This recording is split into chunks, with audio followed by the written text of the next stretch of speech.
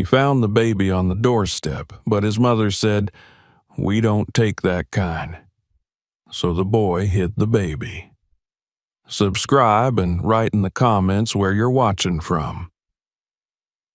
The morning had barely begun when Joshua Harris pedaled his rusted bike along the dirt road, its wheels crunching over gravel still damp from the night's dew. A fishing pole tied to the frame rattled with every bump, and his shoes, soaked from standing in the creek before sunrise, squished with each pedal stroke. His breath came in small clouds, a reminder that late spring mornings in Mason County could still be sharp. He'd left home before either of his parents had woken up, claiming a quiet moment before chores. Now, with the sun barely peeking over the horizon, he was hurrying back before they noticed. As he passed the boarded-up windows of the old Redfield grocery store, a faint sound made him slow. He coasted to a stop, listening. Again, there it was, a whimper, a soft, muffled cry that didn't sound like any animal he'd heard before. Curiosity tugged at him, and he leaned his bike against the post of the rusted, closed since 2009 sign, and stepped cautiously toward the source. Tucked beneath the overhang, just beside the stoop where folks used to sit and sip cola from glass bottles, was a basket. Not a crate, not a box, but an honest-to-goodness woven basket, the kind that might have once carried picnic lunches. Inside it, bundled in a dingy gray blanket, was a baby. Joshua stared. The crying paused for a heartbeat, as if the infant could feel his presence, and then resumed, louder, urgent. He blinked. His hands felt unsure, but his feet had already moved forward. He crouched, looking down into the basket. The baby squirmed, its tiny face screwed up in frustration, fists flailing above the edge of the blanket. There was a bottle lying on its side, nearly empty. A piece of paper, stained and curling at the edges, was stuck between the folds of the cloth. Joshua picked it up. The writing was smeared, some words unreadable, but the first sentence was still visible. "I can't keep her safe. Please take care of her." Joshua read it again, then again. He didn't understand everything, but he understood enough. Someone had left this baby here, alone, hungry, and nobody else was around. He looked over his shoulder, half expecting someone to come running out of the trees or from behind the building. Nothing. Silence, except for the baby's cries. He looked back at her. Her eyes were wide now, a deep brown, and her skin was darker than his. He noticed, but it didn't mean anything. Not to him. He reached into the basket with both arms, and though he wasn't sure exactly how to hold a baby, he managed to lift her gently, awkwardly, until her body rested against his chest. Her cries softened. Her head lolled slightly, and he tucked the blanket more securely around her. "I'm goin' to take you home," he whispered, and he meant it. By the time he got back on his bike, he'd already decided what he'd say if anyone saw him. But no one did. The town was still asleep as he pedaled the side roads, cutting through an alley and up behind his family's house. He slipped through the back porch and into the mudroom, his heart racing. The baby had gone quiet again, lulled by the motion, or by the warmth of his chest, or maybe because she knew, somehow, that he wasn't going to leave her behind. Inside, the house was still dark. He crept to the pantry, cleared out a lower shelf, and set the basket inside, arranging a folded towel beneath it. Then he pulled the door mostly closed, leaving just enough space for air, and tiptoed up to his room. When he came back with an old teddy bear and one of his softest blankets, she was asleep. All morning, he thought about her. Through breakfast, through chores, through his mother's listless lectures about fixing the fence and keeping his shoes dry. He nodded in the right places, tried to appear normal, but his mind kept drifting to the pantry, to the steady rise and fall of the baby's breathing. At lunchtime, he slipped away. His parents were outside, his father hammering something onto the chicken coop, his mother hanging laundry. Inside, he opened the pantry door and crouched down. She was awake now, staring up at the dim light with a calm, unfocused gaze. When she saw him, she made a soft noise, a half laugh. He smiled.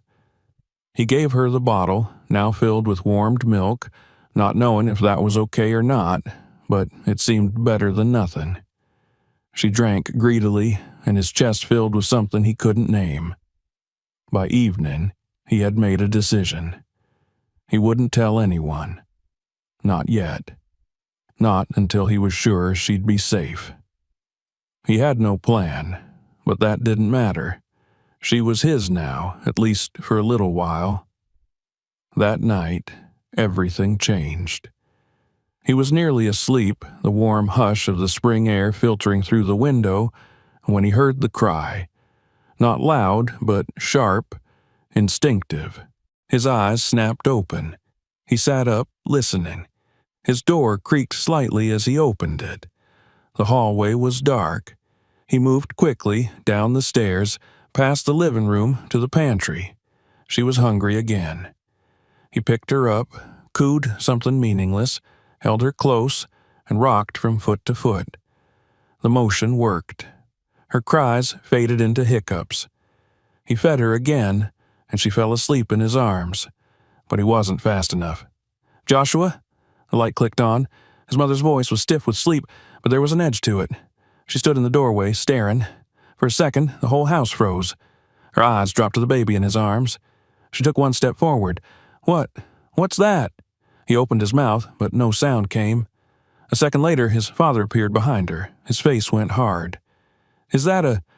What the hell is this, Joshua?" "She was left at Redfield's just this morning," Joshua said quickly, hoarsely. "She was alone. Someone left her there. I couldn't. She was crying." His mother covered her mouth with her hand. His father stepped closer, eyes narrowing. He looked at the baby, then back at his son. "You brought a stranger's child into this house?" he hissed. "She's not a stranger," Joshua said. "Of course she is," his father snapped. "And look at her. She's not." He stopped himself, but the silence was louder than words. Joshua didn't move. He held the baby tighter. "I'll take care of her," he said. "She's just a baby." His mother backed away like the child was dangerous. "Joshua, we'll call the sheriff. First thing.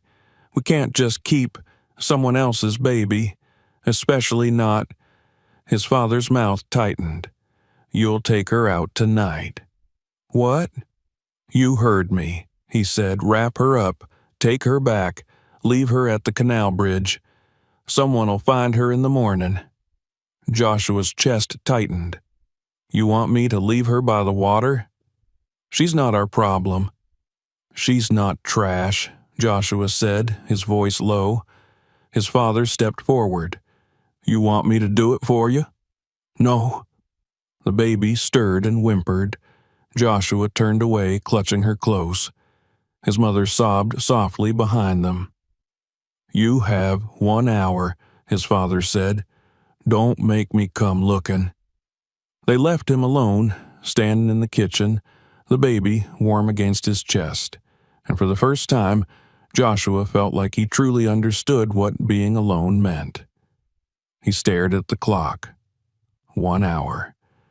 He kissed the baby's head and whispered, "I'll figure something out." And he stepped into the night. The road to the canal bridge was silent, except for the occasional screech of a night bird or the rustle of leaves as something small scurried into the underbrush. Joshua walked slowly, deliberately, with the basket held close to his chest. His legs felt stiff, as if the air itself resisted each step forward. The baby in his arms stirred, making soft, wet sounds against the fabric of her blanket. She wasn't crying anymore. Maybe she had tired herself out, or maybe she trusted him. That thought alone made his chest ache worse than anything else that had happened that day. The moon, a pale sliver behind streaks of moving cloud, offered little light. The boy's sneakers crunched over the gravel, and he winced every time a pebble shifted loudly underfoot, afraid someone might hear him. But there was no one. Everyone in Mason County was asleep, or at least tucked behind locked doors. This time of night didn't belong to people. It belonged to wind and shadows. He could see the outline of the bridge up ahead. Old, wooden, splintered in places, the kind of structure that made adults nervous and children curious. They had always told him not to play near it. The water underneath ran deeper than it looked and moved faster after storms. There had been a girl, years ago, who drowned trying to cross it on a dare. Joshua had never forgotten the way the town whispered about her for months. Now, he was standing in the same spot with a baby in his arms, hearing those whispers all over again, but louder and aimed at him. He approached the railing and looked over. The water was a dark smear in the hollow below, black and endless in the moonlight. It moved quietly, as if watching him. A sudden gust made the baby shift in his arms, and he instinctively pulled her closer. Her face was turned toward his chest, but her small hand had worked its way free and was clutching the edge of his shirt. Her grip was surprisingly strong. She was warm, her body radiating a steady, fragile heat. He stood there for a long time, unsure of how much time had passed. His father's voice echoed in his mind. "Leave her. She's not our problem." His mother's expression, horrified and distant, flashed before his eyes. But louder than all of that was the baby's breathing, soft, rhythmic, completely dependent on him. He couldn't do it. Joshua stepped back from the railing so quickly he stumbled and had to steady himself against a post. His heart was racing, his breath coming out in short gasps. He hadn't even realized how close he'd come to obeying, how close he'd been to doing the one thing he knew he would never forgive himself for. He turned and walked away from the bridge, back into the trees, taking a path that curved behind the property line, skirting the edge of the field. He moved faster now, not looking back. Whatever came next, it wouldn't be this. He wouldn't abandon her to the night. Behind the barn was the old storage shed, not the one where they kept tools, but the one no one used anymore. It had once been his grandfather's workroom before he passed, and since then it had gathered dust, cobwebs, and the kinds of forgotten objects that seemed to multiply in the dark. He had once played in it as a child, setting up pretend kingdoms among the boxes and sawdust. It had always felt like a secret place. Now it would be her refuge. He pried open the warped door with his free hand, careful not to wake her. Inside, the air was thick with dust and smelled faintly of rust and old wood. He kicked aside a pile of broken furniture and found a clear patch of floor. Using the blanket he had brought from the pantry earlier, he laid it down carefully and then settled the basket atop it. The baby squirmed slightly when he placed her inside, her lips forming a half pout before she stilled. He crouched beside her, brushing a bit of fluff from her forehead, and whispered, "You're safe now, I promise." He stayed with her for a while, unsure what to do next. Eventually, exhaustion tugged at him and he crept back into the house through the rear door. His parents' room was dark. He climbed the stairs quietly, forcing his face to look blank in case anyone saw him. But no one did. He barely slept. His mind ran in endless loops, images of the water, of the baby's hand on his shirt, of his father's voice turning colder than the river's current. The next day passed in a blur. He did his chores, answered questions, sat at breakfast with the weight of a secret pressing down on every bone. When his mother asked why he looked tired, he muttered something about a bad dream. When his father glanced at him with a sharp edge in his eyes, Joshua looked away. Twice during the day, he snuck out to check on her. She was asleep the first time, her chest rising and falling in delicate rhythm, her small face relaxed. The second time, she was awake and hungry. He brought milk he had taken from the fridge and warmed it in a jar over a candle he'd set up. It wasn't perfect, but it worked. She drank, she burped, she smiled. That evening, while his parents sat in the living room watching the news, he tiptoed into the kitchen and gathered more supplies. Extra towels, a clean cloth, a can of powdered formula he found in the back of the pantry from when his cousin had visited with a baby. He took it all out under his shirt and stuffed it in an old backpack. Each night became a pattern. After dinner, after silence fell over the house, he'd sneak out and spend time with her. He'd talk to her, tell her stories about the stars, about things he'd made up on the spot, tales of birds that became clouds, of trees that whispered secrets. He named her Leah. The name came to him the third night when she smiled in her sleep. It felt like a name that fit, small, light, like her. By the fifth night, his routine had become something close to natural. He knew how to soothe her cries. He knew the rhythm of her sleep. He even started changing her more confidently, improvising diapers from folded cloths. The fear remained, but it dulled slightly, replaced by a deeper current of responsibility. But nothing stayed hidden forever. On the sixth night, he was returning to the house when he noticed the light on in the kitchen. His mother stood at the window staring out into the yard, her face tense. She didn't see him, but her posture, her eyes, it made him freeze. She was watching. The next morning, she said nothing. Neither did he. But he knew something had changed. Later that day, when he returned from walking into town for groceries, he found her sitting at the table with a list of questions. Are you sleeping well?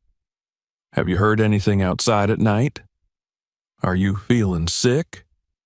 He answered each one carefully, keeping his voice even, but she didn't seem convinced. Her eyes followed him all afternoon, narrowed with suspicion. That night, he hesitated before leaving for the shed. He waited longer than usual, checking 3 times to make sure no lights were on, that no footsteps echoed behind him. When he reached the shed, he found Leah restless. She fussed more than usual. He rocked her, humming tunelessly. When she finally slept, he lingered, his head resting against the wall, the weight of the week pressing down hard. He didn't hear the footsteps until they were nearly at the door. The beam of a flashlight struck his face, and he squinted. Joshua? His mother stood there, holding the flashlight in both hands. She didn't speak again right away. Her eyes drifted from him to the sleeping baby in the makeshift crib, then back to him. What is this? She asked quietly. He opened his mouth, but no words came. She stepped inside. The silence was unbearable. I couldn't do it, he said finally, his voice breaking. I tried. I got to the bridge. I almost left her, but I couldn't. His mother knelt beside him slowly. For a long time, she didn't say anything. Then, softly, she whispered, Your father can't know. Joshua's heart stuttered. I mean it, she said, not yet. He'll react. We need to think. He didn't know what surprised him more, that she hadn't screamed, or that she didn't immediately call the sheriff. You're not in trouble, she added, almost mechanically. You did what you thought was right. We have to figure out what comes next." He nodded. "I'll bring her some proper things tomorrow, but you can't keep her in this shed forever." "I know." She stood, hesitating before she turned. "Joshua, don't tell your father I was here." He watched her walk away, the flashlight bouncing gently with her steps, until darkness swallowed the yard again. The next morning, he found a folded blanket and a new bottle on the pantry counter. No note, no words. Just a gesture, hanging quietly in the air. Leah was still safe. But for how long, he didn't know. The days that followed passed with an almost unbearable tension. Joshua moved through them like someone learning to walk again, each step measured, each breath cautious. He continued to care for Leah with the quiet devotion he had taught himself, but now, under the watchful gaze of his mother, everything felt thinner, as if the fragile arrangement they had built could collapse at any moment. She never spoke of that night in the shed, not directly. But every morning, there was some new item left near the pantry or in the laundry basket. Fresh towels, a pack of wipes, old baby clothes she must have dug from somewhere deep in storage. Once, he found a small canister of baby powder with a faded label and a note in her familiar, quick handwriting. "Keep her dry, she'll rash otherwise." That was all.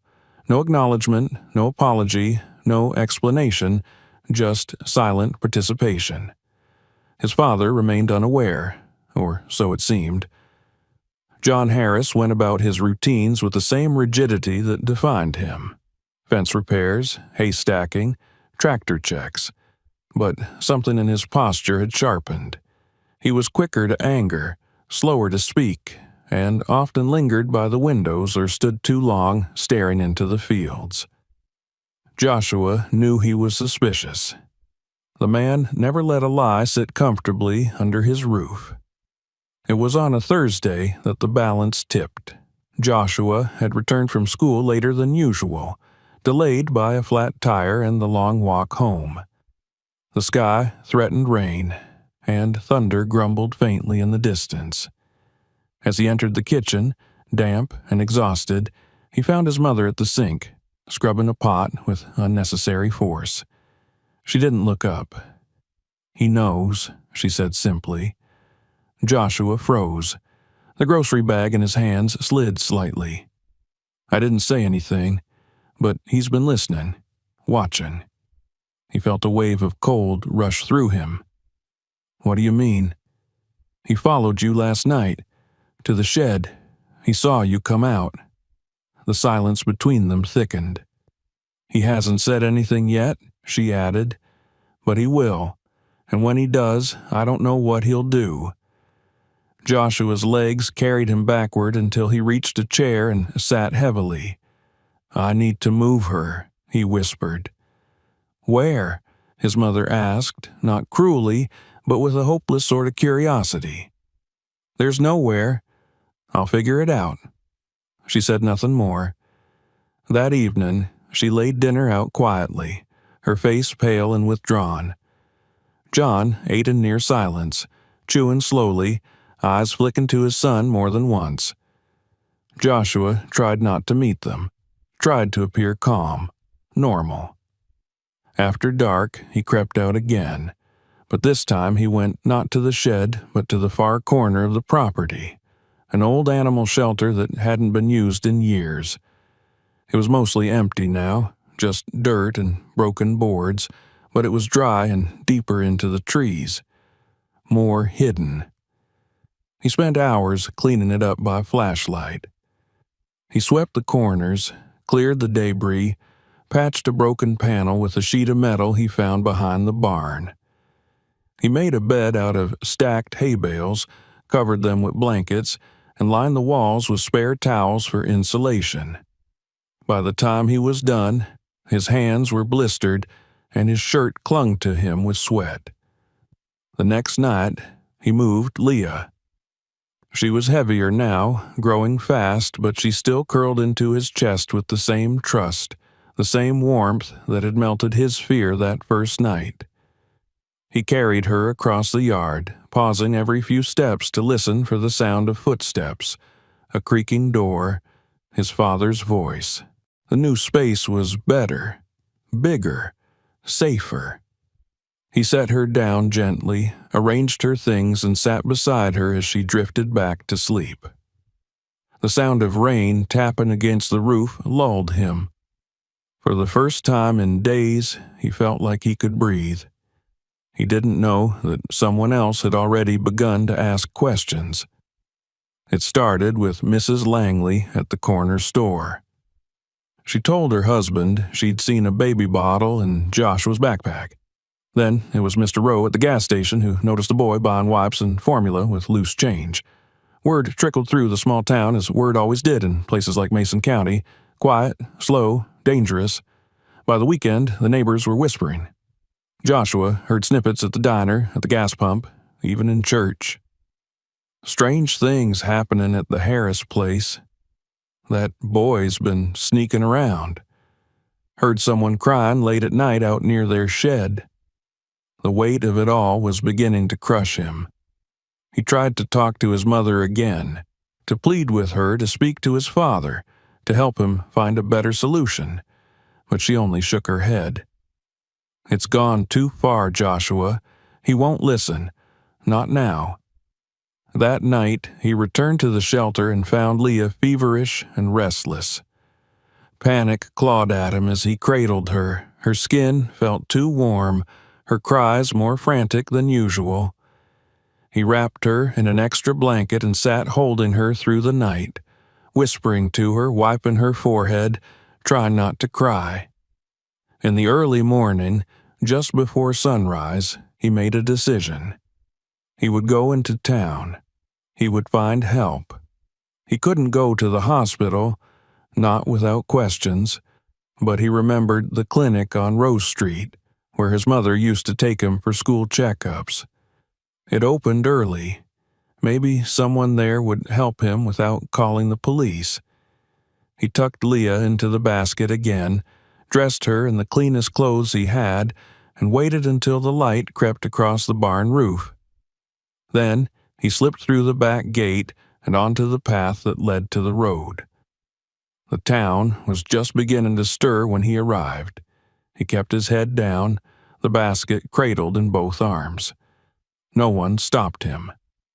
The clinic smelled of antiseptic and plastic. The nurse at the front desk barely looked up until she saw the basket. "My sister," Joshua said quickly. "She's sick." The nurse frowned. "Where are your parents?" "Working," he lied. She took the basket and ushered him inside. A doctor came, examined Leah, and said it was a mild fever. Nothing serious. But they needed to contact a guardian. Joshua refused. "She's fine now. I can take her home." They didn't let him. Not right away. He sat in the waiting room, his fingers twisted together, eyes locked on the door. After what felt like hours, the doctor returned and handed him back the basket. "Next time," she said, not unkindly, "come sooner." He nodded and fled, but someone had seen him. By the time he returned home, his father was waiting on the porch. "Where have you been?" Joshua froze. "With a friend." His father stepped down. "Don't lie to me." Joshua clutched the basket tighter. "She's not just some stray you can hide in a barn." "I wasn't hiding her. You disobeyed me. You brought this into our lives. You lied. She's a baby. She's not your baby. She's not your responsibility." Joshua shook his head. "She is now." His father's face went still. "You're too young to understand what this means, what people will say, what it will cost. I don't care. You should." They stood in silence, the air heavy with unspoken things. Behind them, the door creaked open. "I do," came his mother's voice. John turned. She stood there, pale but steady, hands clenched. "He's right. I should have said it sooner, but he's the only one who's done what's right." John looked between them as if seeing strangers in his own family, and for the first time he said nothing. Joshua stepped past him into the house, Leah cradled in his arms. He didn't know what would come next, but for now she was safe, and that was all that mattered. By the following morning, the air inside the Harris house had changed. Not suddenly, not like a thunderclap, but in the slow, thick way fog rolls over a field. Inevitable, inescapable, and smothering. John didn't speak at breakfast. He didn't look at his son, didn't ask questions about where Leah had slept or whether the boy intended to take her back to the barn. He chewed his eggs with the precision of a man holding back a dam's worth of words. Sarah, on the other hand, hovered. She refilled the coffee before anyone asked, wiped down an already clean counter, and kept glancing toward the back door where Joshua had laid the baby down in her basket, swaddled and asleep. Joshua sat stiffly, every muscle in his back tight with expectation, waiting for the explosion he was sure would come. But none did. Not that morning. Instead, it came from somewhere else. The woman arrived in town 2 days later, driving a dusty white sedan that looked out of place on Mason County's main street. Her name was Marlon Richards, and she was looking for someone. She went first to the sheriff's office, where she showed a photo of her younger sister to a deputy behind the desk. The girl in the picture couldn't have been more than 19. Slender, dark-skinned, with wide eyes and tightly braided hair. Her name, Marlon said, was Alyssa. She'd gone missing just over 3 months ago after leaving home pregnant. Her family had no idea where she'd gone. There'd been no calls, no letters, not even a whisper until recently, when someone in a nearby town said they'd heard about a baby found alone in a basket outside a store. That had been enough for Marlon to take time off work, pack a suitcase, and follow the trail. The sheriff nodded politely, said he hadn't heard anything official, but he looked uncomfortable. Said maybe she should try the local newspaper office. Someone there might know more. Marlon did, and someone there did remember. Not the editor, but the receptionist, an older woman who recalled a story about the Harris boy seen carrying a baby near the old canal bridge. She dismissed it at the time as just another local rumor, but now, in the presence of a woman with shaking hands and a picture clutched to her chest, it seemed less like gossip and more like truth. When Marlon reached the Harris home, she came alone. Joshua was out back when he saw the car pull up the gravel drive. It was unfamiliar, and something about the deliberate way it stopped made his stomach tighten. He stood motionless, watching as a tall woman stepped out, looked toward the house, and then toward the barn. She seemed unsure of where to go first. Sarah came out to meet her. There were no words exchanged at first, just a moment of silence as the two women regarded one another, the tension like a cord pulled taut between them. "Can I help you?" Sarah asked. "I think maybe you can," Marlon replied. Inside, Joshua stood near the kitchen, half hidden behind the hallway wall, Leah tucked against his chest. Her breathing was steady. He could feel the rise and fall against his arm like the rhythm of a drum. "I'm looking for someone," Marlon said. "Well, two someones." Sarah's face didn't change, but her fingers curled slightly where they rested on the door frame. "I don't know what you've heard, but this isn't a good time. I understand, but I've come a long way, and I don't have much else to go on." Marlon pulled out the photo and held it up. "This is my sister. She was pregnant. She disappeared." Sarah looked at the picture and didn't answer right away. Then, very softly, she said, "Come in." Joshua backed away as the door opened, heart hammering. He didn't know what to expect. He didn't know if the woman would demand Leah back or if she had come with papers and threats, but something in her voice, steady, tired, made him hesitate. When Marlon stepped into the kitchen and saw him, she stopped. Her eyes fell on the baby in his arms. "Oh," she said, barely above a whisper. Leah stirred then, as if hearing the voice of someone she'd known only in her bones. She didn't cry. She didn't smile. She simply opened her eyes. "That's her, isn't it?" Marlon asked. Joshua nodded. Marlon stepped closer, slowly, as though afraid to frighten them both. She didn't reach for the child. She just looked. Then she turned to Sarah. "I don't know what this means. I don't know what I'm supposed to do now, but I think this might be my niece." Sarah nodded once. "We thought no one would come." "I was late," Marlon said. "Too late." "No," Joshua said, his voice firm. "You're not." That night, they sat around the table, Marlon, Sarah, and Joshua, while John stayed in the garage, banging tools against walls. He hadn't returned to the house after dinner. He hadn't asked who the woman was. Marlon told them everything she knew. That her sister had left home in early January, not telling anyone where she was going. That she had talked once about getting away from everything, from judgment, from expectations.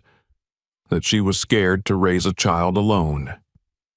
She was young, Marlon said, but she was brave. She wanted that baby. She just didn't want to raise her in the kind of place where people would whisper every time they saw her. Joshua looked down at Leah, now asleep in his lap. "She's safe here," he said. Marlon smiled faintly. "She's lucky you found her." Later, when Marlon stepped outside to make a call, Sarah turned to Joshua. "We need to do this right," she said. Joshua didn't know what she meant. Legal? Safe? If Marlon is family, then maybe she can stay nearby. Maybe Leah can be with her and still see you. The idea felt like ice in his stomach. The thought of waking up and not hearing Leah's breathing from across the room was unbearable. But he knew she was right. The next day, Marlon returned with forms. Nothing official yet, just paperwork to start the process. She said she'd stay in town for a while, find a place to rent, maybe work remotely. She wanted to do this the right way. Sarah offered her the guest room, but Marlon declined. She didn't want to intrude more than she already had. John finally spoke that night. His voice was cold. "This isn't our problem anymore." Joshua didn't answer. He didn't need to. That evening, as the wind howled across the fields and the trees whispered things only they understood, Joshua stood on the back porch with Leah in his arms, watching the stars. Her tiny hand clutched his thumb, and he leaned his cheek against her head. "I'm still here," he whispered. "I always will be." Inside, Sarah watched from the kitchen window, a strange look on her face, part grief, part awe. She turned away when Marlon entered with 2 mugs of tea. "He's strong," Marlon said, sitting down. Sarah nodded. "Stronger than either of us." Neither of them said what they were really thinking, that this boy, who had disobeyed them, who had hidden a child, who had cared for her better than most grown men could have, had become something they couldn't quite define. Not a rebel, not a son, something more, a protector, a keeper of something they hadn't known was worth keeping until it was nearly gone. Out in the night, Joshua sang to Leah, a soft tune with no words, just hums and slow, sleepy syllables. Her eyes fluttered, then closed. He stayed there long after she fell asleep, holding her close as the stars kept their silent vigil overhead. A week passed, then another. Life inside the Harris home shifted, not suddenly, but inevitably, like soil settling after a long rain. What had once felt like crisis now folded into a kind of uneasy routine. Marlon rented a small cottage 2 miles down the road, a place that smelled of dust and needed a new screen door, but it was hers. She visited every day, sometimes with groceries, sometimes with nothing but a smile and open arms. Leah knew her now, knew her face, her voice, the cadence of her laughter, and smiled when she arrived. Sarah found herself leaving the back door unlatched. Joshua moved through it all in a state he couldn't quite name. He was no longer hiding Leah, no longer sneaking bottles and diapers through the dark, but a strange emptiness had begun to grow inside him, the same kind that swells behind a wave before it crashes. Leah still slept in his room. She still reached for him, first when she was startled or tired or hungry. But he knew, in the way children sometimes just know, that something was coming to take her away. His father had stopped speaking to both of them. He moved about the house like a ghost, present but never seen for long, his silence a colder punishment than any lecture or shout. Sarah didn't push him. She rarely spoke of John at all now, except in passing, like someone discussing a former neighbor who had once been close but no longer mattered. Then, one Sunday morning, a letter arrived. It was thick, and delivered by a man in a suit who waited on the porch while Sarah signed his clipboard. Joshua watched from the hallway as she took the envelope, opened it with trembling fingers, and read. She sat down without saying a word. "What is it?" Joshua asked, stepping into the room. She looked up at him with wide, stunned eyes. "It's from your grandfather's attorney." Joshua blinked. "Grandpa Joe?" Sarah nodded slowly, as though waking from a long sleep. "He's passed. Last night." Joshua's breath caught. His grandfather hadn't been sick. At least, no one had said so. But then again, Joe Harris had always kept to himself, especially in recent years. Since his wife died, he rarely came to family dinners, claiming the food upset his stomach and the conversation made his ears ring. Joshua had only seen him a few times that year, and even then, only in passing. A wave from the porch, a silent nod from behind the wheel of his truck. The envelope held more than just news. "It's his will," Sarah whispered. The attorney, a man named Clarkson, with pale hair and a polished voice, returned that afternoon to read it aloud. Marlin came too, sitting quietly on the edge of the couch with Leah asleep in her arms. John remained in the garage, claiming work, though there was no sound of tools. Clarkson opened the folder slowly, methodically, as though the weight of the paper deserved reverence. "I, Joseph Allen Harris," he began, "being of sound mind, do hereby declare this to be my last will and testament." The usual passages followed, mentions of debts, small bequests to charities, notes about the cemetery plot and headstone. Then Clarkson paused. "To my son, John David Harris, I leave the set of antique tools passed down from my father and my fishing boat. Nothing else." A silence fell over the room like a dropped pane of glass. Clarkson continued. "To my grandson, Joshua Thomas Harris, I leave my entire estate, home, land, savings, and all assets not otherwise designated." Sarah let out a sharp breath. Marlin looked at Joshua with quiet surprise. Joshua stared at the floor. The attorney closed the folder. "There's also a letter," he added, reaching into the envelope. He handed it to Joshua. The paper was thick and yellowed slightly at the edges. The handwriting was neat, deliberate, the ink faded in places. Joshua unfolded it with shaking fingers. "Josh, you're the only one I trust to understand what this place is really for. This land doesn't belong to the loudest man or the oldest, or even the one with the most experience. It belongs to the one who protects it, who gives more than he takes. I've watched you. I saw what you did. I didn't interfere because I wanted to see what kind of boy you were when no one was looking. Now I know. You're the kind of boy this land needs. Take care of it. Take care of her. You already know how." Grandpa Joshua folded the letter slowly, his hands numb. "I don't understand," Sarah said, her voice barely audible. "Why would he do this?" But Joshua did. He remembered, suddenly, the flicker of movement he thought he'd seen outside the shed one night. The distant flash of headlights. The way the tools in the barn had been rearranged one morning without explanation. Grandpa Joe had known all along, and he had approved. That night, John didn't come inside. When Sarah went to the garage to tell him about the will, he didn't respond. She returned an hour later with tears in her eyes and said nothing.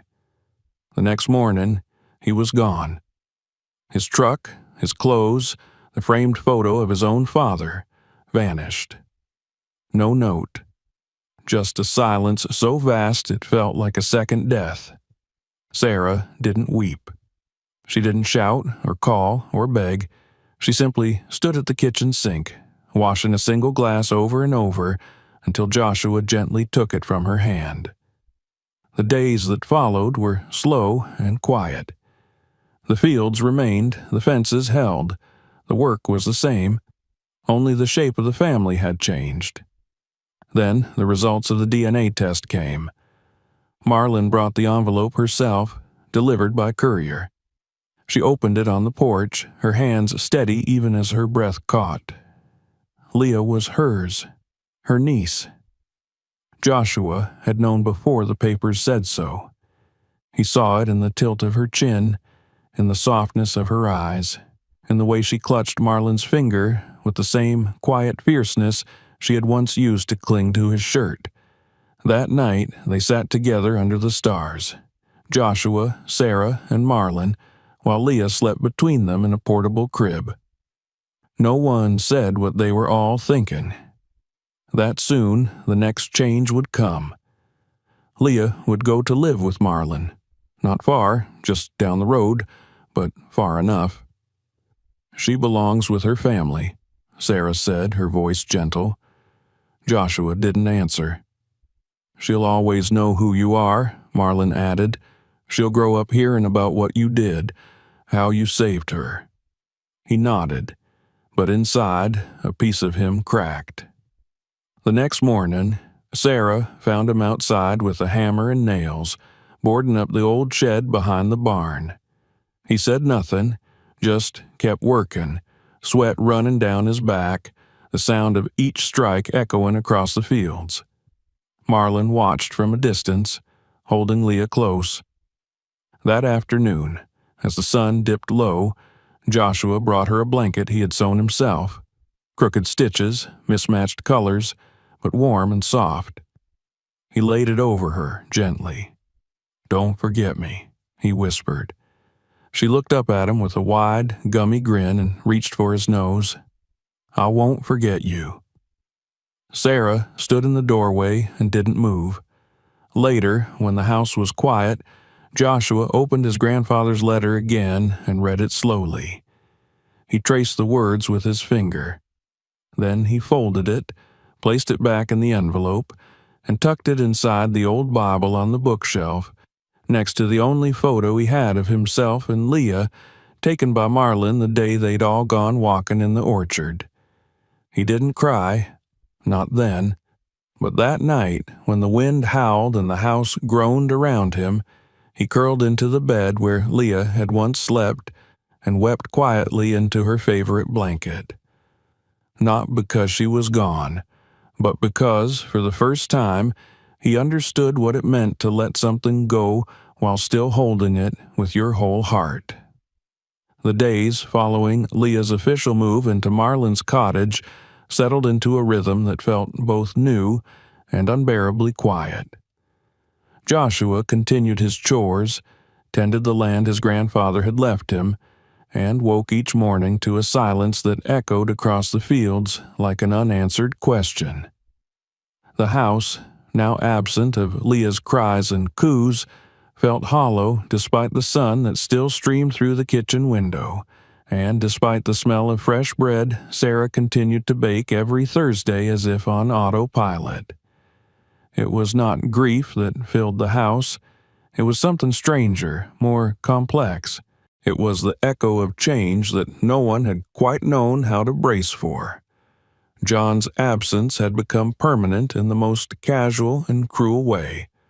No calls, no letters, no word. Sarah had begun sleeping on the living room couch, though she never explained why. Her eyes, once sharp with opinion, now looked elsewhere during conversation, as if focused on a room no one else could see.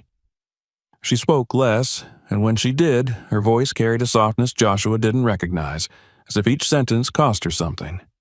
Marlin visited often. She brought Leah with her on slow walks through the pasture, or in her arms when come to drop off groceries she insisted Joshua accept, despite his inherited land and now steady means. Leah would squeal the moment she saw him reaching for his hands, his nose, his shirt. Every time he looked into her eyes, he felt something inside him reattach, only to be painfully peeled back again when Marlin said, "We better get going," and carried her back down the dirt road to the cottage. It wasn't just loss. It was division. He had tried once to speak to his mother about his father, about what he had said before leaving, about whether she believed he would ever come back. Sarah only shook her head. John was always more worried about how things looked than how they were, she said, her voice barely above a whisper. I thought if I could smooth out his anger, soften the corners, he'd learn. But people like that, they don't bend. They snap. She hadn't said it with bitterness. She had said it like someone describing a weather pattern that was no longer surprising. Still, the weight of his absence sat heavily in the corners of the house. When the screen door slammed a little too hard in the wind, both Joshua and Sarah turned their heads before realizing no one was walking through. When the phone rang in the middle of the afternoon, they froze, each waiting to see if the voice on the other end would be the one that hadn't spoken in weeks. It never was. It was during this stillness that the neighbors began to talk. At first, it was whispers, at the post office, the grocery store, in the pews at church, questions disguised as curiosity. Had Sarah finally run John off? Was the baby really related to them, or had the boy taken her from somewhere? Was the will even real, or had the old man been manipulated? The worst part was that no one said these things directly. Joshua only heard them when he wasn't meant to, when he passed the hardware store and the men inside went quiet when he entered the cafe, and the waitress blinked a little too long before saying hello. He didn't say anything. Not to Marlin, not to Sarah. But one afternoon when he returned from town and placed the feed sacks down by the barn, he found a word carved into the side of the fence. Just one.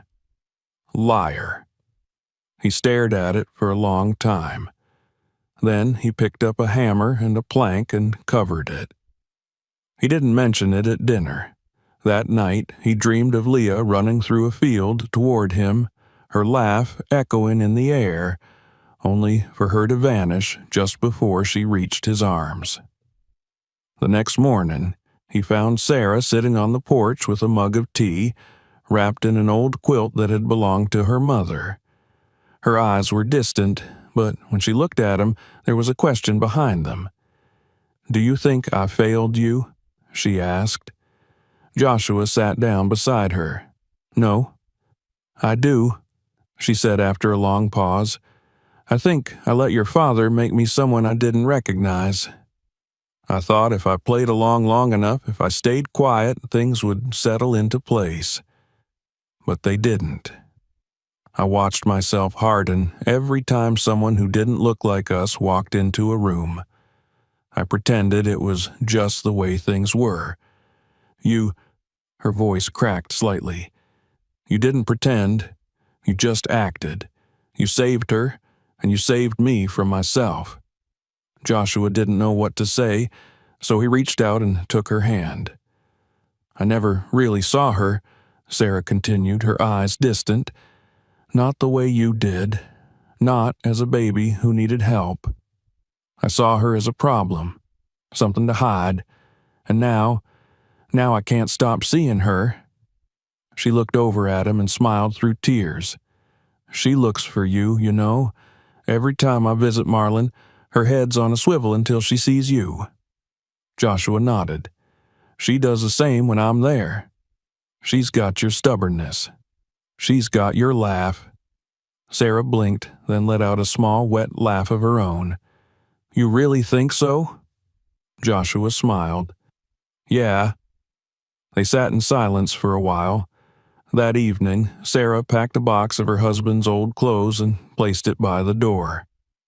"I'm donating these," she said simply, "to the shelter in Fairview.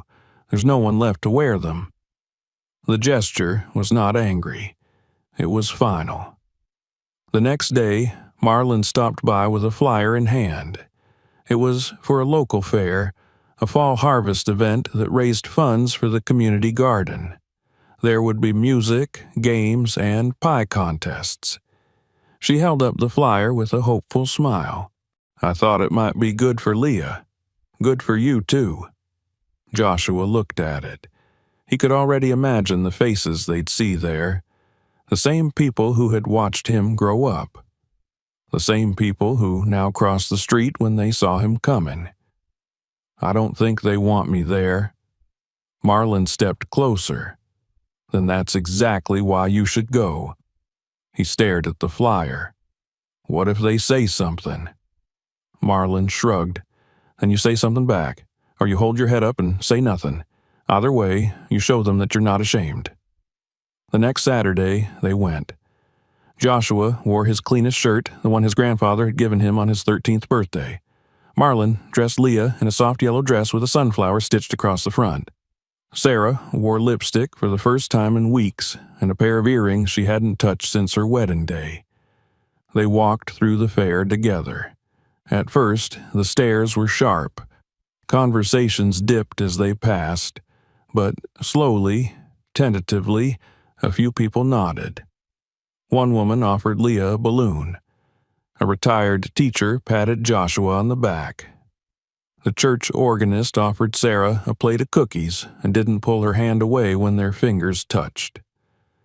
Later, as they sat on a bench near the corn maze, Joshua looked around and realized he wasn't waiting for someone to yell. He wasn't bracing for judgment. Leah giggled in his lap, her fingers sticky with pie crust, her cheeks full. Sarah leaned over and whispered, "You did this." He shook his head. "We did," he said. That night, Joshua stood alone on the porch, watching the stars return to their places. He thought of his father. Somewhere out there, perhaps alone, perhaps still angry. He didn't know if John would ever return, but for the first time, he wasn't waiting for him. Behind him, in the cradle Sarah had dug out from the attic, Leah slept soundly. Her breaths were steady, her face peaceful. Joshua turned and stepped back into the house, closing the door gently behind him. The frost came early that year. One morning, as the fields lay blanketed in silver threads and the sun cast a pale glow over Mason County's hills, Joshua stepped outside and knew the season had turned for good. The grass crunched beneath his boots. The leaves had gone brittle overnight, turning from gold to brown in a single breath. Winter had not yet arrived, but the wind spoke in that low, unhurried voice that said it was on its way.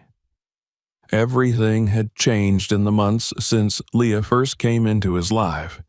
And yet, as he walked toward the barn with a basket of kindling in his arms, so much of the world around him still looked the same. The pasture stretched on, The fence post stood upright where he'd mended them, and the sky over his family's land remained just as wide and stubborn as it had ever been. But something had shifted in him. He carried himself differently now, straighter, heavier in ways that had nothing to do with years and everything to do with the quiet responsibilities that had shaped him one decision at a time. Leah was no longer just a baby hidden in a shed. She was a part of this place. She giggled when the chickens clucked too loud. She wrinkled her nose at the scent of hay and tried to chew on Sarah's worn wooden spoon when she wasn't looking. She had developed a fondness for wind chimes and would go very still when the sound drifted through the porch rafters. Her presence in their lives was no longer extraordinary, it was foundational. Marlin had become more than a visitor. Though she still kept her cottage, she spent nearly every evening with them. Sometimes she cooked, teaching Sarah how to season things with more than salt. Sometimes she read aloud from the paper, her voice cutting through the kitchen's hush like a song that didn't need music. She had even taken to calling Joshua my little brother, despite their years of distance and difference. And oddly, impossibly, it fit. They were a family, not by blood or by the definitions carved into old photo albums, but by something else, something harder and braver. That truth had been tested in early October when a woman arrived from the state's Department of Family Services. Her name was Helen Price, and she drove a gray sedan that looked as though it had seen 1,000 country roads. She carried a clipboard, wore sensible shoes, and had a voice that seemed to land on every surface like a verdict. She was there to determine Leah's long-term placement. Marlin had filed for temporary custody months ago, but now the time had come to formalize it. There would be interviews, home assessments, reports. Helen would speak to neighbors, to doctors, to church leaders. She would decide whether Mason County, and more specifically Marlin Richards and her household, were suitable for a child. No one said it aloud, but the real question lingered in every room she entered. Would Leah be allowed to stay here, among the people who had not always wanted her, but who had grown to need her more than they ever expected? Joshua hadn't liked Helen at first. Her gaze was too clinical, her smile too shallow. But over time, he began to see something else beneath her professional armor. She wasn't there to dismantle them. She was trying to see if the story she had been told was the truth, or a fairy tale held together by sentiment. He told her everything. He told her about the night he found Leah in the basket, about the bridge, about the choice he had made. He told her about hiding her in the shed, about his mother's silence, about his father's rage. He even told her about Grandpa Joe and the letter he had left behind. He didn't cry. He didn't dramatize. He just spoke. Helen wrote it all down. She spoke to Sarah next, then Marlin. Then, later that week, she met with the pastor, with the town librarian, with the school's former principal who still remembered Joshua from his freshman year. She even spoke to the grocer, the gas station owner, and Mrs. Langley from the bakery. Everywhere she went, she asked, "Is this child safe here? Do these people love her? Will they fight for her?" It took 3 weeks before she called for the final meeting. They sat in the living room, the afternoon light slanting through the window and painting the walls in pale amber. Leah was in Marlin's arms, chewing on a teething ring shaped like a cow. Joshua sat on the floor, his hands clasped loosely between his knees. Sarah poured tea and offered a tray of ginger snaps, though her hands trembled slightly. Helen cleared her throat. "I've reviewed everything," she began. "The interviews, the background checks, the reports. I've spoken with every relevant party and cross-referenced the initial reports from the clinic and the sheriff's office. I've examined the legality of the circumstances under which Miss Richards assumed temporary custody, and I've reviewed the testamentary documents left by Mr. Joseph Harris. No one spoke. Helen looked up. And I've reached a conclusion. Joshua's breath caught. Helen smiled, this time not professionally, not politely, but genuinely. I believe this child is exactly where she belongs. Marlon exhaled audibly. Sarah covered her mouth with her hand. Leah squealed and slapped her teething ring against Marlon's arm. Helen continued, I'll be recommending full custodial guardianship to Miss Richards, with visitation rights and continued involvement from both Mrs. Harris and Mr. Joshua Harris. I'll also be including a statement in my report that, in my professional opinion, the entire household represents a stable, nurturing environment for the child's development. Joshua looked up, startled. Household? Helen nodded. You all live separate addresses, but you function as a single emotional ecosystem. You're doing what families do, showing up, adapting, changing each other. Sarah wiped her eyes. Thank you, she said. Helen stood and handed Marlon a sealed envelope. It'll take a few weeks to finalize through the court, but this outlines the recommendation. I've marked my contact information if there are any issues. As she moved toward the door, she paused. You know, she added, looking at Joshua, when I first read the report from the clinic, the boy with the baby, I thought, well, here's a story I've heard before. Recklessness, impulse, maybe even guilt.